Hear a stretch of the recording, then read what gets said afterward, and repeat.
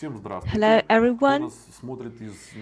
We are all in different time zones. That is why good morning, good afternoon, good evening. Today we have a webinar of the International School. We are the Managerial School for Strataplan, and for our colleagues we are Tetics Business School. And today we would like to talk about new reality, the problems and working to people that we are currently in the situation. I think that probably one day, hopefully, we'll come back to the tools that we had before, but we would like to have a small discussion about the changes and what the next year, the coming year, brings to us.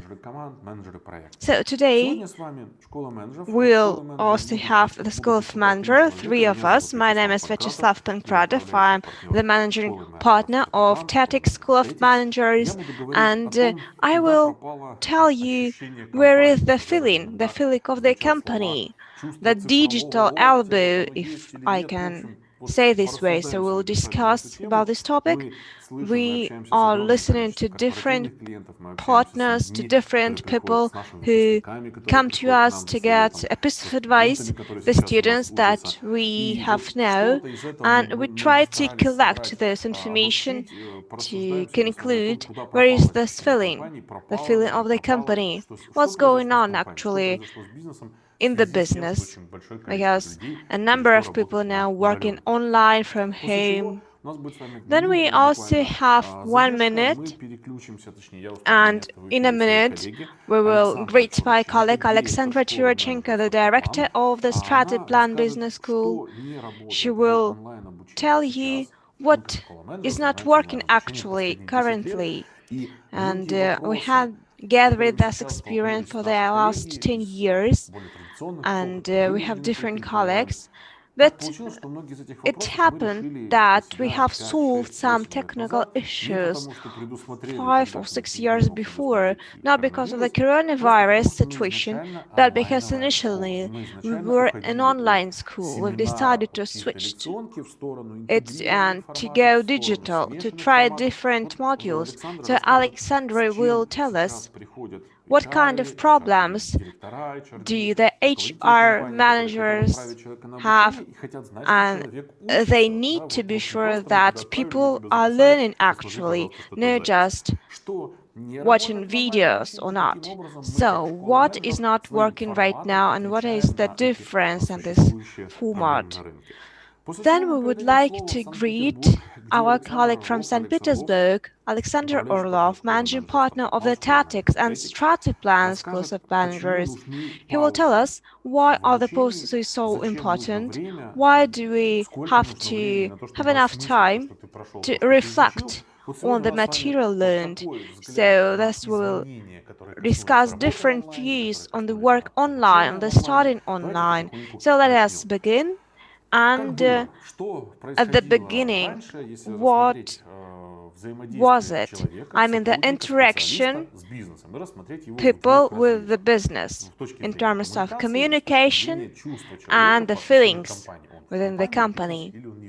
So, what was initial with the communication? Let me say that we have 100%, and there is the content, the text, and how it looks like. So the way how it looks like non-verbally. Something that belongs traditionally, it reaches 15–20%. This is not pretty clear to me, but there is a model that we have content up to 20%, and 80% belongs to nonverbal communication. Their voice, their postures, mimics, how they look at you. And before, managers or a team leader, they had the whole range of those tools for communication. 100% have an opportunity to see other people, and if they are trained and they can analyze the differences before and after, they can have the smallest idea about the state of the employees. And in terms of the company, what is a company in terms of every person, every worker before the pandemic situation? And it is also a team manager, a team, people with whom you are located in the same room, and a very big business is a team business, and we mean that people who work with IT department, they are broad-minded, they are interested people. So when we mean a team, it's not only a group of people, of programmers who are discussing the issues of the IT programmers. No, they are interesting people, and it is very interesting to talk to them. Because when we mean a manager of the team, they're just concrete people, and we can talk to them. The tasks. Of course, we go working to fulfill some tasks, and initially we had an idea who is responsible for the tasks, and you understood that it's not just in the cloud. You do and you perform your work according to different projects. So you had environment, people, and you had an understanding how those tasks will help you to solve the problems within the business. What's more, it also includes the office, because it is very important to have working space, light, working environment. Once again, it is the opportunity to communicate to your colleagues in a meeting room, for example, in a conference room, and it all worked for the business, for the company, and people came there and had the opportunity to work effectively and fruitfully. So the company had created this place, working place. The next one, tables, armchairs, laptops, personal computers, the opportunity to go to the conference room, coffee points, air, fresh air. It's very important, of course, to have the opportunity to control the climate, to ventilate the space, and it all gave us this impression that we wake up, we have shower, then we travel to work, we greet our colleagues, we socialize and do our routine. And with the pandemic situation, what kind of transition did we have?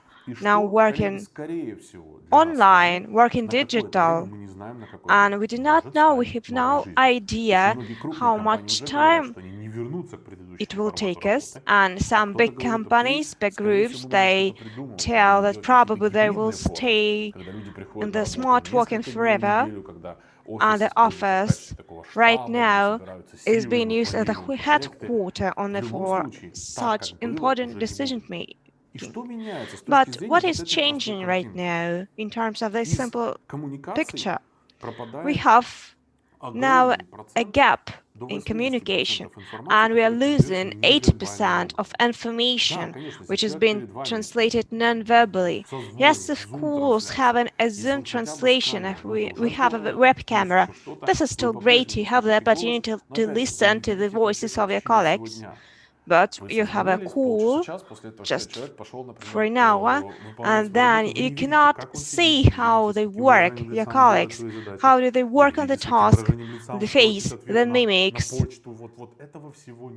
And please pay attention that the control of the state and the conditions, it doesn't matter, and you cannot control that. A big range of information is lost now, the information that is being translated non-verbally. And about the company, the team, well, we still hope that people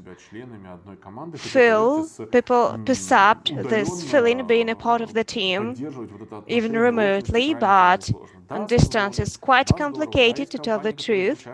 Yes, we know that there are some companies that work forever in such conditions, just by nature, online companies, and working in the same group of people, having physical contact is much more easier.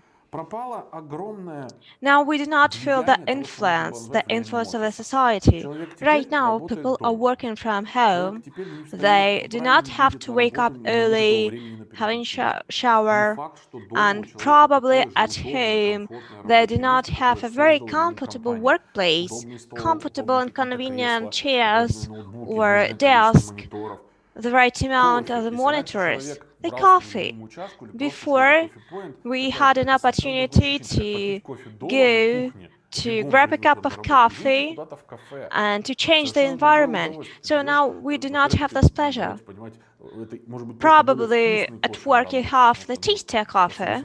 Yes, the office is quite comfortable, and I think my colleagues from the IT departments, they can confirm that. They have some snacks, and the impression, this feeling is pretty different just to go to the kitchen and to have a cup of coffee on your own at home. And again, the workplace, the air probably is different too, because the air conditioning is different. Because probably in your place there is also an air conditioning, but you cannot control the air, the composition of the air and the ventilation. So, as the result, what do we have? We can see that great influence of the working conditions and the perception that you work for a company initially. So let me put it this way. Let me look at the people's faces. This is our employee, and he came to talk to other people. He had an access to some infrastructure, to tasks. He had a boss, a leader, and thus there was a perception that you are within the business. Now, when the employee is somewhere here, and yes, of course, if everything goes all right and you have succeeded changing the mode of work, you have all the necessary communications, you organized your working place, yes, sure, this distance will be smaller, but all in all, initially you work here, you could see your colleagues. Yes, we still have the business that it was like you were within that business. And now the employees, the professionals, they have to communicate through the interface. And very often this bridge for communication, now it connects through the manager. It is connected through the manager, and visually now our conditions are changing. So what we had a common space, office space, and you have heard from the team leaders during different trainings about the educational motivation. We are talking about different tools. And very often managers who didn't have enough time for that would say, why? Why do it? Everybody can see us. We have lunches together. We drink coffee together. I can see what my employees, what my team members are concerned with. However, this element is gone now. What was the basis of many elements of decision making? That I could approach someone, that I could talk to them. It's all gone now. Today's team members are outside the company. They are at home. And this is the new reality. I really hope that your company has lived up to the challenge, has risen to the challenge, and has maintained their performance in the new conditions that we have all faced in this challenging year. So your offices, your coffee breaks, it's all gone. Everything that added to the loyalty of your employees, everything that contributed to this feeling of belonging to the business It's all gone. While employees who weren't entirely happy with their compensation or with the level of their tasks, the company could ensure loyalty by a comfortable workplace, a coffee point, meeting rooms, some corporate perks that could make employees more loyal to the company. At present, there's only one interface connecting us, the management, and our team. It is the manager. This manager is the face of the company for all remote employees. I keep hearing this question from our students whom we help address such issues. So the question, are you sure that this manager, this team lead, is the interface that is configured in a proper way, that they convey the right message, they convey the right ideas, they communicate the decisions made within the company in the correct way? Are they good at negotiations? Are they good at getting things done? This person is the point that is responsible for 99% of a team member's attitude to the business. Earlier, companies could use offices, could use the workplace and perks to shape the attitude of employees, but now the contribution of these factors is lower, if it exists at all. So the question is, are you sure that your manager makes the right impression of your company in the eyes of your employees? And this is the big question that remains open. I'm going to give the floor to Alexandra Churachenko, director of the Tetics School of Managers. Alexandra has been working with students for 6 years, and she has guided over 1,000 students along these winding paths of management issues, and she communicates with a lot of clients, and she's in charge of all of the decision making in terms of organization of the learning process. So Alexandra is responsible for how our school trains your employees. Hello, my name is Alexandra Churachenko, as Vyacheslav has introduced me, and indeed I'm mostly in charge of processes in our company, and I'm going to speak about processes in Tetics and Strataplan and processes of learning. I would like to focus on that part today. We're living at an exciting time. We've had a very interesting year. I don't think anyone has ever experienced this much change at any point of our earlier lives, and these changes involve all aspects of our lives, including, of course, learning, and I think it probably concerned learning primarily. Let's focus a little bit on these changes, because we are now in the condition of a quantum evolution leap in real time. So, what it used to be, how we rendered educational services, what worked and what was efficient, what best practices we used.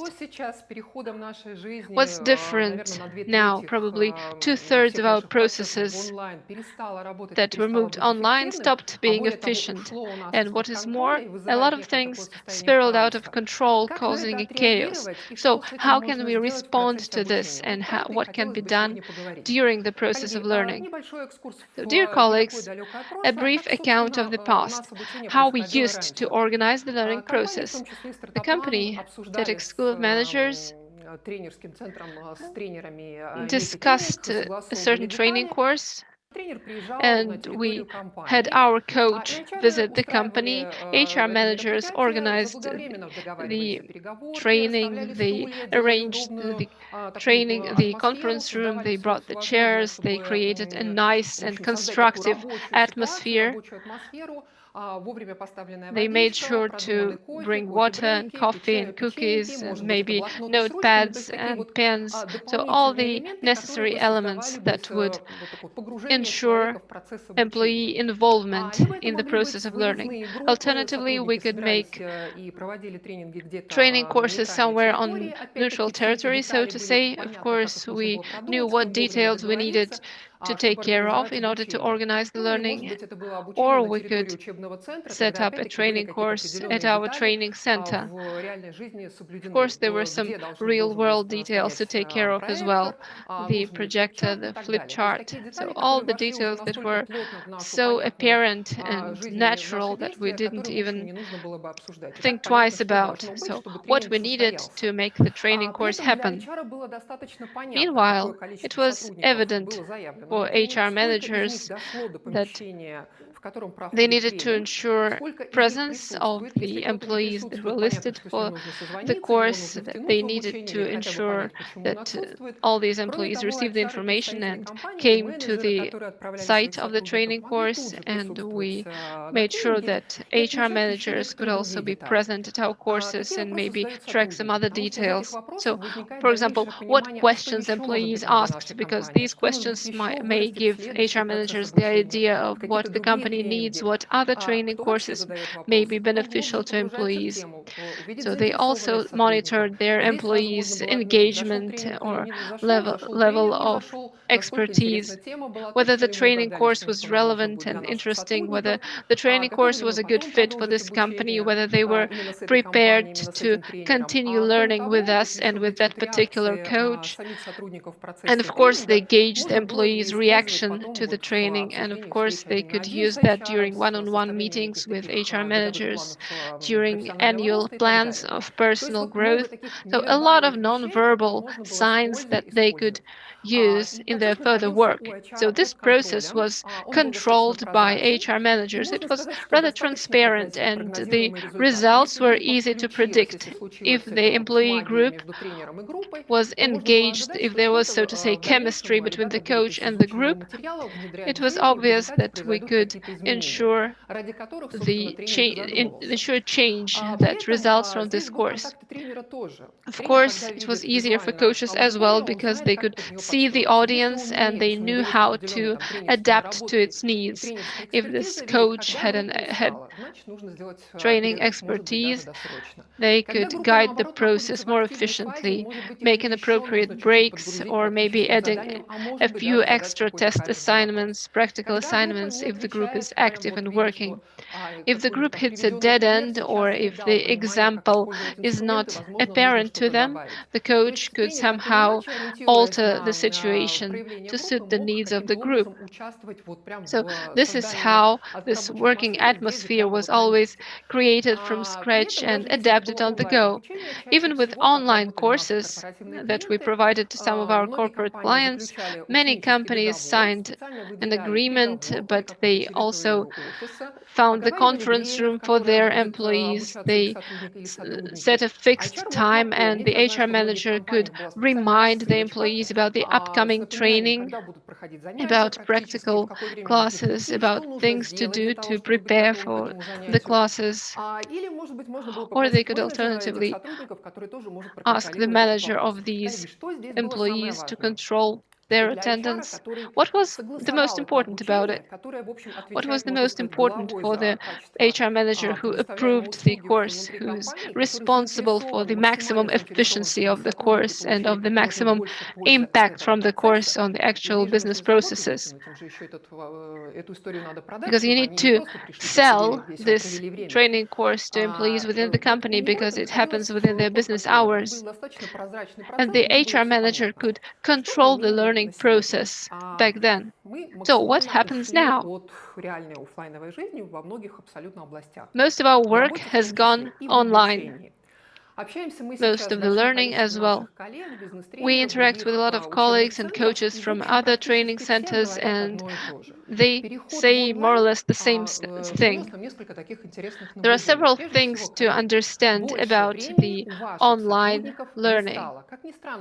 As strange as it may seem, remote work doesn't mean your employees have more time, because they also have to take care of their families and of their homes, and they work over time, and there is no gap between professional and personal. And in the meantime, they also need to keep training and to keep learning. And they need to find time for that. While previously they had this mark on their calendar that they had a time set aside for learning, they have a lot of tasks they need to handle. They don't have more time, but they have a lot more tasks to handle, and that's true about everyone this year. We can't really assess whether it's good or bad. We can't make the final conclusion, and we can't say that it brings results. But the fact is a fact. We just have more work to handle. And many coaches say that online events seem to feature over 70% of students who participate with their cameras off. We don't know what it means, and we HR managers don't know it either. Maybe people are just shy. And among our students, from our practical experience, this is something we've encountered. If we are working with people with engineering background, they don't always turn on the cameras simply because they might be a little shy to do it. As it turns out, it can be quite stressful for many people to realize that somebody is seeing them on the other side of the screen, even though they are seen by colleagues they used to share a workplace with. So this is one of the options. This is acceptable, and this is probably the most positive one. At the same time, we don't know how many people refrain from turning on their camera simply because they are not present. They can be engaged in doing something else, something entirely different from the subject matter of the training course. And the coach does not see the audience and does not know how to keep their attention and how to engage them. For the HR manager, it means they cannot control the process of learning. They don't know what the employees are doing. They don't know whether they are listening, and they have no way of influencing this. And therefore, the results are becoming harder and harder to predict. Moreover, employees who were just hiding behind their user pics may express a negative opinion about the training, and the HR manager will have to run around finding a better course. Probably the employees won't even confess that they barely listened to the coach, but there you go.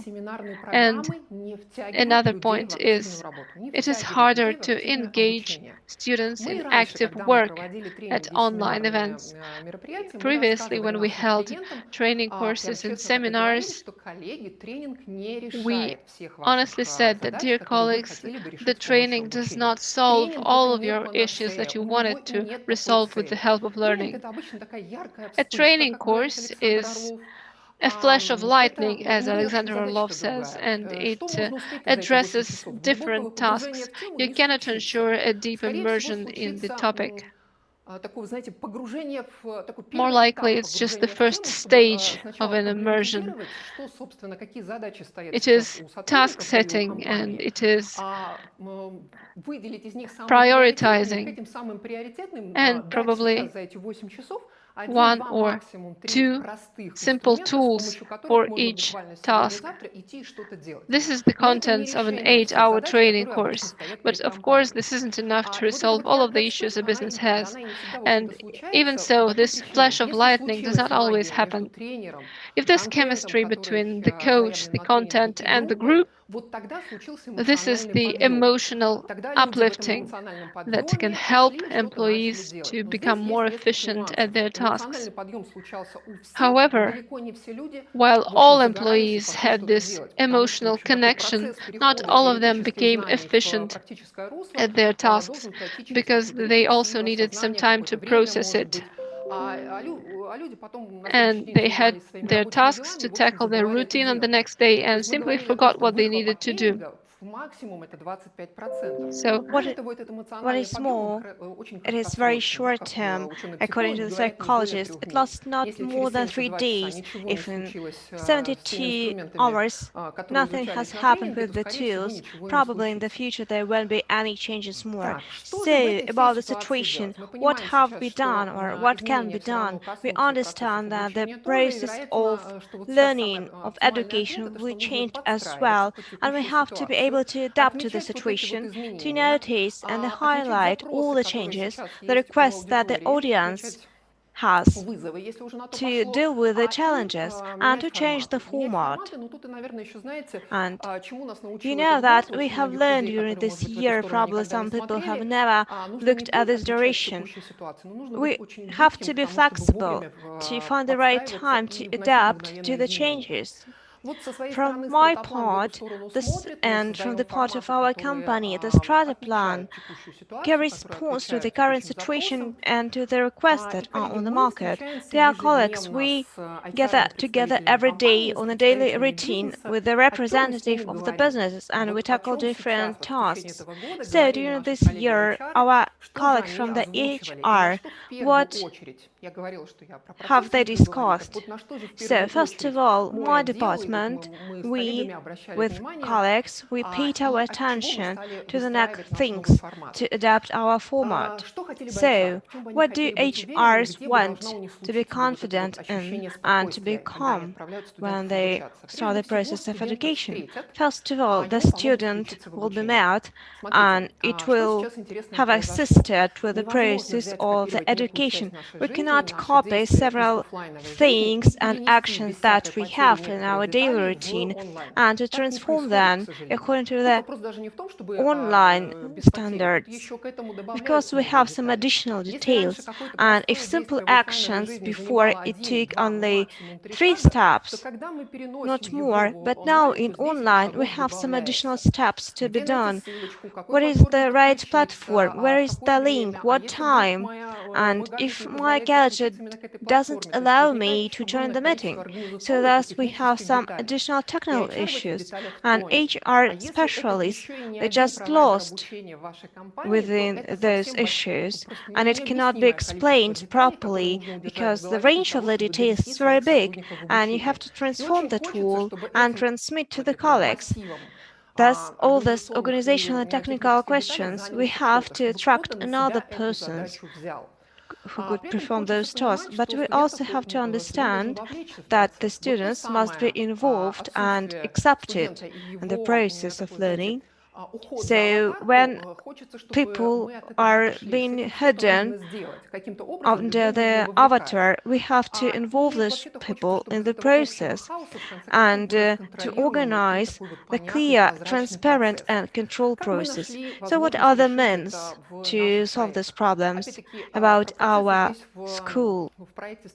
About the process within the strata plan, we can dedicate quite a lot of time, but the first requests how to take care of the students, what our HR have decided to propose for our projects. First of all, for every student, we have some curators or facilitators who will help you to take your hand and to help you through all the stages, through all the steps of the program. And he or she will be near and will provide assistance. This is not only the story about the beginning, no, this is the assistance during the whole process of education, because the process takes time and for several months people have different questions. I have lost my ID, my password. I don't know what home task did we have? I have missed the class, and what should I do? There is a million of such questions, and we have to find the person to address those questions. And it's better to attract some additional professionals to help with solving this problem. problem. What's more, we have support and a very quick reply to your technical issues. So we organized our processes this way that all the tasks and troubles from the HRs to transform them to support. What is more, one of the most important elements is the question that I had probably every day during every meeting. Alexandra, you said that right now, with the transition and to online, people are not involved and students are not involved too because they cannot be seen. Thus, we lose a part of the audience and we're not sure that they work actively on the programs. So what kind of tasks do you have? What kind of actions do you have? So that's probably could explain to you how this progress is organized. So what can we do to involve people in the process of education? This is how one of the sessions day looks like. So we start the session online, and the students have the opportunity to go to the coach with the questions, where to ask to be preciser, to ask another examples or illustration of different cases or tools. So all the work or the theoretical material, it lasts for 2 and 2.5 hours, and the students are involved too. The next step is that we need to provide some time for the students to reflect, to understand what kind of insights do we provide, what kind of tools do we have to solve the tasks, and to try the tasks out, to apply them according to different situations. So the students have roughly an hour to take a task, to think it over, and to start applying different tools to find the best solution. And the situation that should be dealt on the level of the team leader or the manager to solve this problem with the tools that we have been studying together during the theoretic part.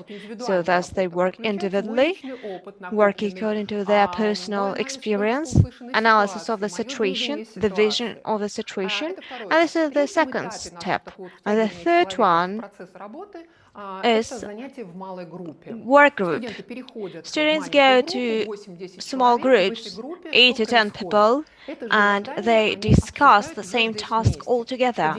They can share their opinions, their visions, how to solve this problem.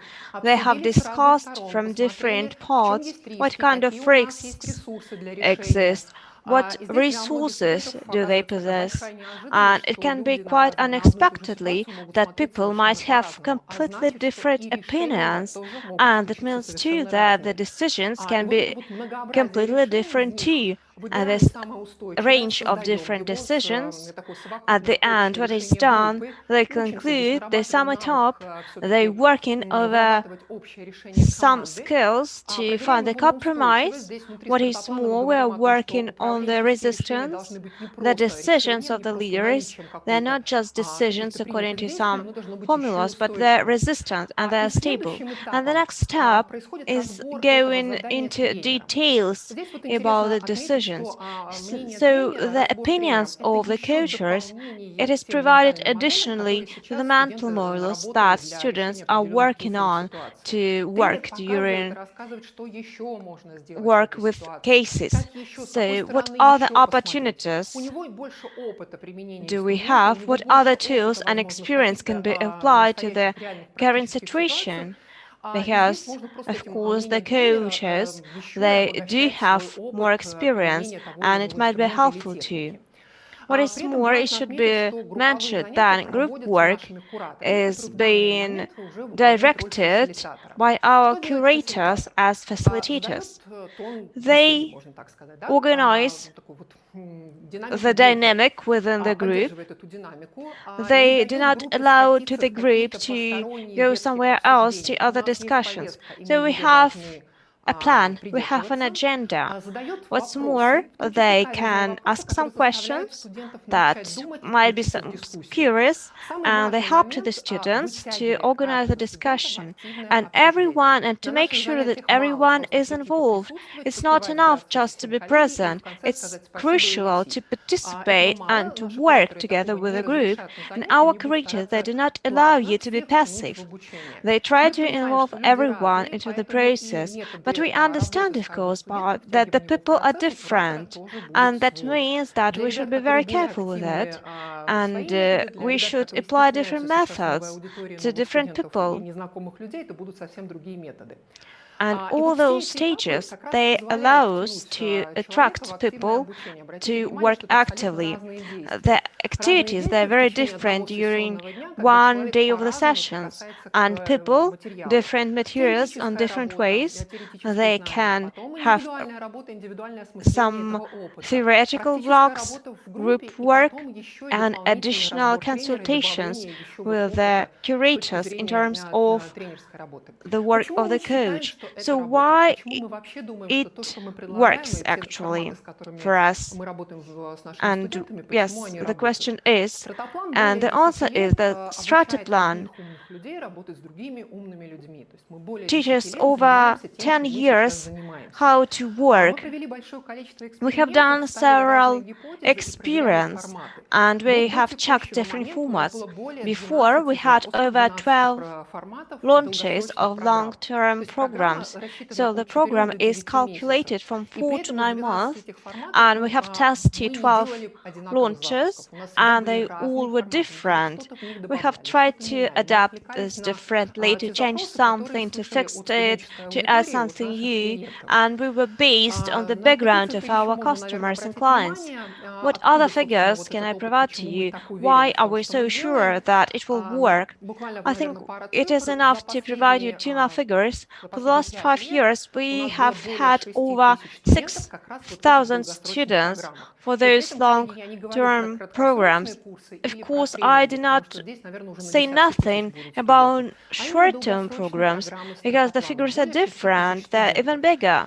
And our curators, those who facilitate the lessons, they had been taught in over 16,000 hours, so thus they have succeeded gathering the experience, and our curators and our facilitators, they organize very interesting things and they are ready to provide a very good input, to have the opportunity to work with all the students. What is more, we decided to organize this format before the pandemic situation, the quarantine and isolation, and initially was an opinion that online learning is not effective. Of course, it can be discussed and it is arguable, but the whole life goes online and we are not sure whether once we'll get back to our normal life, but we have to adapt to the new reality that we have, and this is another evolutionary step forward, a movement forward, and the question is quite different. The question is, how is the online learning can be considered effective, and I hope that we can find the right decisions, the right answers. That is why we invite you to our school and to demonstrate to you what we have succeeded. Before I give floor to Alexander Orlov, I will tell you that the last slides of our presentation, there will be channels for communication. If you have any further questions about the format of the education, about the content, the programs, or you just would like to invite your employees to the school, so please contact us through different channels and we will inform you in details and probably will be useful for you. Thank you very much for your attention. I wish you good luck next year. I'm happy to welcome you. Thank you, Alexandra, for your presentation. I would like to throw in some psychology in what we're speaking about and to share my vision. In addition to being my managing partner of the Tetics School of Managers, I'm also a leading business coach. I'm in charge of our corporate programs. I'm in charge of our open programs. I supervise students, and I also have made a lot of observations regarding learning and regarding the people's state of mind, which I think are worth our attention.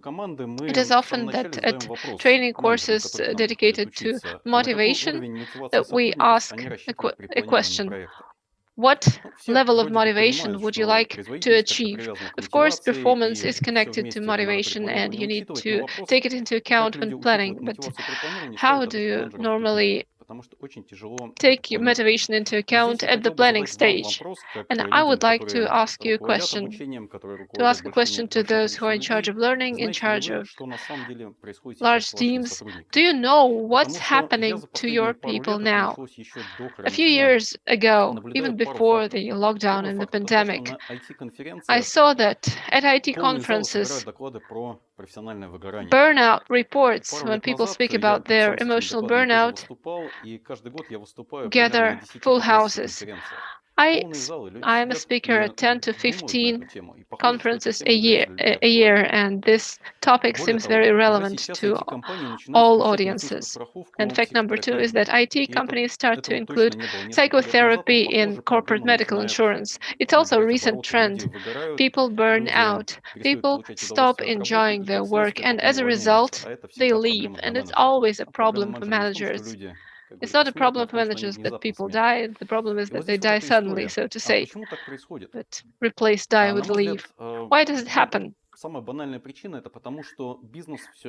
most trivial reason is that businesses exist at a crazy pace and businesses keep pushing their employees, new releases, new projects. Come on, let's do it faster, faster, and faster. Throw in a new methodology to deliver more and more and to deliver better results. And the environment is very pushy. And sometime later, an employee begins to question, am I really running in the right direction? Is it the direction I want to be running in? And this question isn't random. This question is usually the result of the employee losing something. For example, losing the enjoyment of work. While their job used to drive them, and it was a sense of pleasure and excitement, it could be gone now, and people start looking for this pleasure by looking for a new job, but it hardly ever helps because this sense of joy is not the point. The point is how you arrived at this state. How did your work begin to turn into something you hate? It's very difficult to change this state of mind. Speaking of the lockdown, a couple of weeks ago, I lost my sense of smell and taste. I started losing them late on Sunday, and in the evening and early on Monday, I found that all my food turned into a tasteless biomass, no matter if it's chocolate or tangerines or meat or whatever. It wasn't an enjoyable state, but this is when I realized that tastes and smells were a great part of my life, even though I used to take them for granted. It wasn't until I lost them that I realized how much they meant to me. And this is what Slava was speaking about. People started working from home and they lost a great part of their lives, their office lives. Instead, they got a lot of factors that were annoying them. So what do I want? How can I change it? And it's all connected to learning very closely. If you don't understand what your work means to you, it's very hard to change something. I offer supervision to my students. And there were several cases about money. People approached me with questions. They felt that their compensation wasn't adequate, it wasn't fair, and they felt hurt, and this was the reason for them to seek employment elsewhere. However, when we dug deeper, it turned out that the money was not the problem, because just recently they were happy with their compensation until they found out how much their peers were earning. When it comes to money, it means that people have to put up with certain aspects of their work, probably their boss's attitude, their decisions being rejected, the lack of respect from colleagues. Until you understand what it is that you're putting up with, it's hard to understand what you need this money to compensate for. For instance, I got a question from a student. Their colleague says that I don't understand what you want to discuss here when they're out of arguments. And the problem is that it happens in the presence of their common boss, and that the boss might have their own opinion of the situation and may see that somebody who has no opinion and cannot continue the discussion is worthless. So until you understand the root cause of your problem, it's very hard to start learning, because learning is always about change. It's not about obtaining knowledge, or rather, it's not so much about obtaining knowledge, it's about promoting change in the real world. And when you're always being pushed somewhere, chasing those new releases, it's very hard to focus on yourself. However, until you focus on yourself enough, it's very hard to change. Meanwhile, it's very hard to focus on yourself because you constantly get distracted. And everybody is fighting for people's attention, including myself. I'm fighting for your attention as I speak. And we are 15 minutes into our webinar, and probably you have checked your mailbox a few times, or checked your messengers, or scrolled down your Instagram feed. If you have, please enter plus signs where you can do it, and I will see some real people, because this is our reality. We get distracted, it's normal. When I had face-to-face trainings, we put all our phones on soundless mode, and I could see their faces, I could see their eyes, and I could see that they're really present in the moment with me, doing what I want them to do and thinking about what I'm offering them to think about. But now it's different. People do get distracted. We have conference calls with our corporate clients, and there's always someone in the background, say their children, the children's grandmother, their pets, a lot of distractions. And it's very hard to focus on yourself. Just sitting down and thinking about yourself for at least an hour, and an hour is not much, is extremely hard. However, when you manage to find this time, when you manage to get this connection to your reality, and you realize that the same things, the same processes are happening to your clients and your colleagues, this is the starting point of change. This is the point when you can decide to change something in your life, and this is the point when you regain control. Moreover, when you take this pause and you immerse in learning, you can see that a lot of processes are replicated in microprocesses. The way that you act in a learning group is really similar to the way you act at work. If you're attuned to your own opinion and you're reluctant to hear others, you tend to do the same in the real world. If you take time to find an answer, that's what you normally do. If you take up 80% of screen time, that's what you do in real life. And if you notice it, you have a chance to change. And learning is a safe environment for experimenting, for trying to be different from your normal self, to say no if you have trouble saying no in real life, or if you say something and get a feedback from others, like it sounded really toxic or it sounded unconfident. People hardly ever offer such feedback in real life, and we sometimes lack it sorely. This is the main point of a focused learning. The more you think about yourself, the more you connect what's happening during learning with the real life, the more efficient learning is, because learning is always about change. What is more, as we prepared for today's webinar and were considering our own experience, we realized that we can hardly consider ourselves experts in your company's line of activity. I worked with Sun Microsystems, I worked for Intel, Vyacheslav worked for Yandex and Luxoft. However, we never worked at your company and we never worked with your managers, and we probably have never even lived in your cities. So in this regard, we are no experts in your company. We know a lot of managerial tools and what works and what doesn't, but we are no experts of your work context. You are better experts at that. However, we are experts in changing managers, team leads, and superiors, because we've been creating the infrastructure for these changes for 10 years, and we observe change in our students every time. The program that takes off in February, on February the 5th, the first in a 3-day course, will continue for 5 months. We realize that some things won't change. People will keep feeling as if something's pushing them. The coronavirus has changed a lot of things. However, if we offer an opportunity to take a step aside from this never-ending flow, people may see the room for change. The course takes place in short sub-courses of 3 days.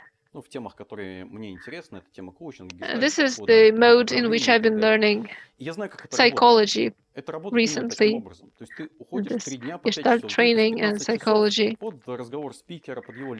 So you need to find 3 days to focus on learning and essentially to focus on yourself. And it gets easier. When you go back to work, you feel that 2 or 3 small things have changed.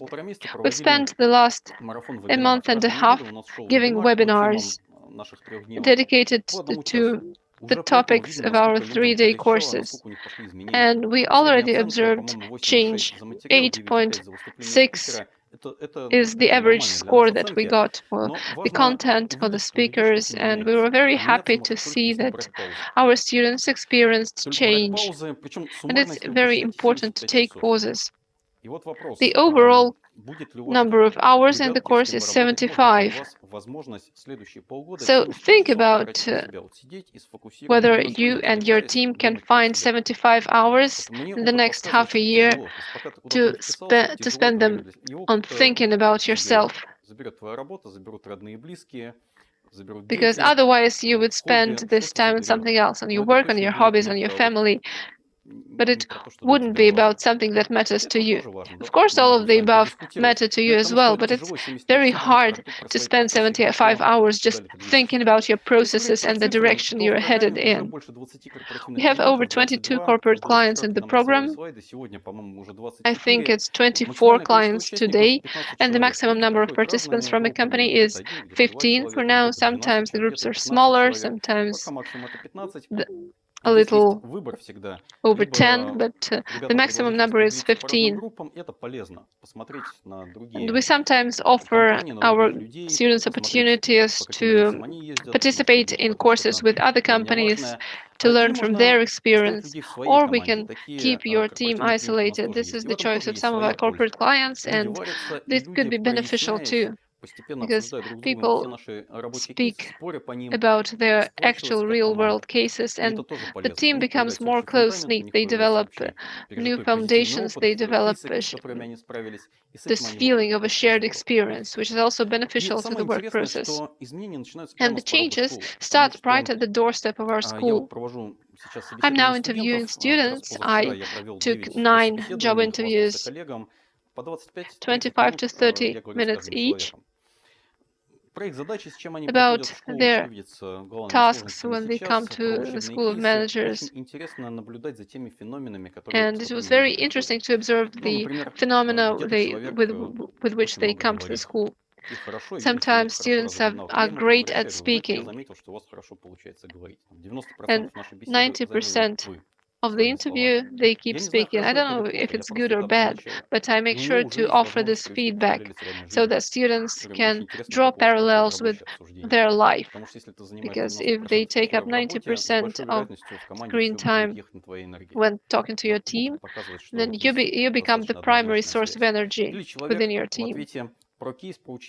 Alternatively, a student always says we when speaking about the case. And I make sure to let them know that they never say I, they only say we. And there's a tumbler switched in their head. Another student could be very judgmental, and I make sure to point out this fact. And all of my observations can serve as a basis for insights. And of course, our 3-day learning courses will offer such insights as well. Interestingly, we offer lifetime support on all our programs. Psychologists have the concept of supervision. When they encounter a challenging case, they have someone to show it to. Managers don't always have such a person that they could be open with, somebody who wouldn't be judgmental about them. And we are this kind of support. Any of our students can reach out to us after the course. We sometimes arrange calls or use email or offer some commentary from the side.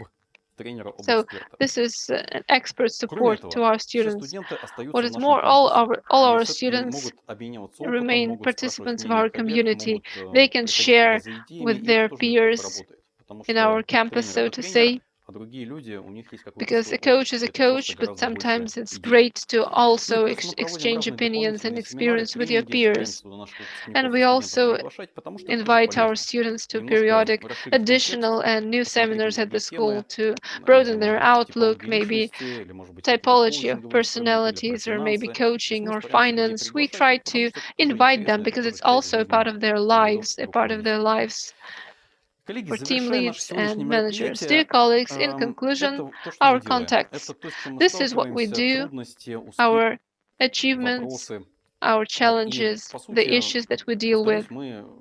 Again, we may not be experts in your line of business, but we are certainly experts in learning and in the change that can be promoted through learning.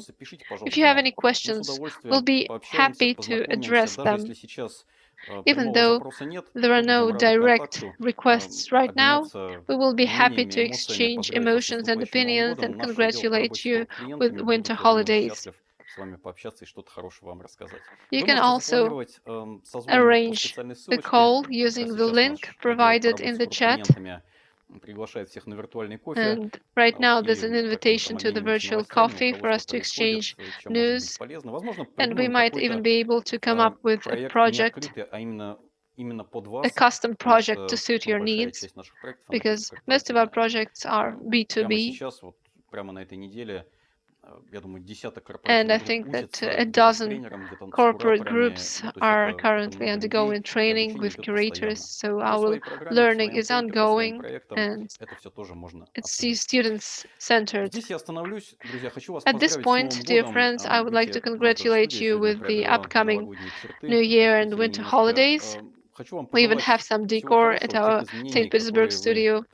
I have only the best wishes for you, and I wish you business successes and to successfully overcome the challenges that you may face in the next year. I'm going to quickly change the questions section to see if there's something to address.